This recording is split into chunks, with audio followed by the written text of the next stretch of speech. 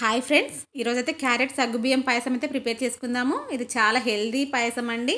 దానికోసం అయితే ముందుగా ఒక కప్ అయితే సగ్గుబియ్యాన్ని నానబెట్టేసి పెట్టుకోవాలండి. ఒక గంట ముందు ఈ కప్తో తీసుకున్నాను. ఒక కప్పు సగ్గుబియ్యము ఒక గంట ముందు అయితే నానబెట్టుకోండి. ఒక 2 కప్పులు అయితే క్యారెట్ తురుమండి. ఒక కప్పు సగ్గుబియ్యానికి 2 కప్పుల క్యారెట్ తురుము అయితే కరెక్ట్గా సరిపోతుంది.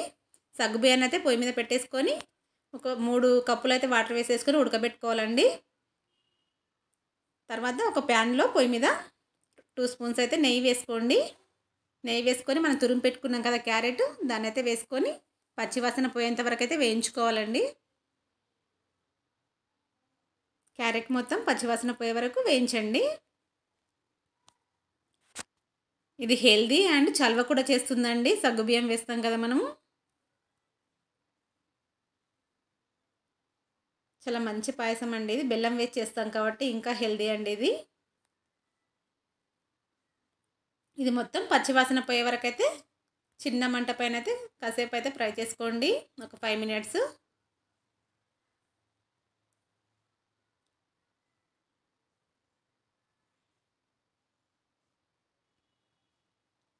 చూడండి వేగిపోయిందండి క్యారెట్.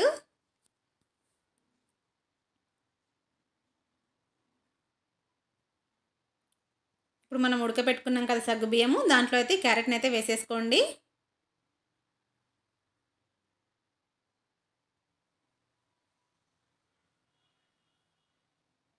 ఇప్పుడు సగ్గుబియ్యము క్యారెట్ 2 కూడా కాసేపు అయితే ఉడకనివ్వాలండి.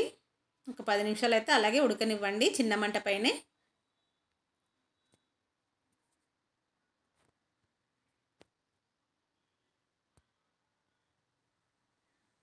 ఇది ఇప్పుడు ఉడికింది కదా, దాంట్లో అయితే ఒక 2-3 యాలకులు అయితే దంచేసి వేసుకోండి. అలాగే ఒక కప్పు బెల్లం అండి. ఒక కప్పు కరెక్ట్గా సరిపోతుంది. మనం అన్నీ ఒకే కప్తో తీసుకుంటున్నాము. ఒక కప్పు సగ్గుబియ్యం తీసుకున్నాము, 2 కప్పులు క్యారెట్ తురుము తీసుకున్నాము, ఒక కప్పు బెల్లం అండి. కరెక్ట్గా సరిపోతుంది స్వీట్నెస్. ఇది మొత్తం బెల్లం కూడా కరగాలి కొద్దిగా.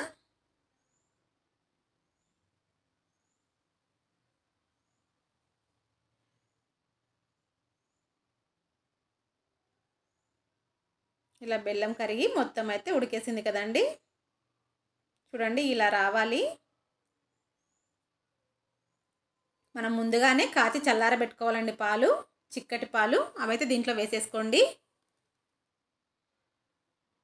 పాయసం కొద్దిగా చల్లారనివ్వాలండి, పక్కన పెట్టేసి తర్వాత ఈ పాలు పోసేసుకోండి. ఎందుకంటే బెల్లం వేసాం కదా, విరుగుతాయండి పాలు. అందుకనేసి కాస్త చల్లారాక ఈ పాలైతే వేసేసుకోండి. మరొక ప్యాన్లో కొద్దిగా నెయ్యి వేసుకొని డ్రై ఫ్రూట్స్ అయితే వేయించుకోవాలండి. దీంట్లో మీ దగ్గర ఏముంటే అవి వేసేసి వేయించుకోండి. నేను ఇక్కడ బాదం, కిస్మిస్, జీడిపప్పు అయితే తీసుకున్నాను. ఇవి కొద్దిగా గోల్డ్ కలర్లో రావాలి.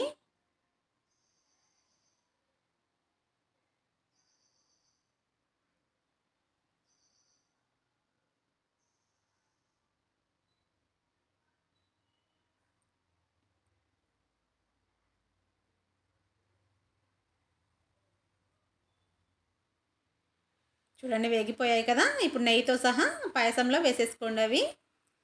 అంతే అండి, ఎంతో టేస్టీగా ఉండే అండ్ హెల్దీ కూడా ఇది పాయసము.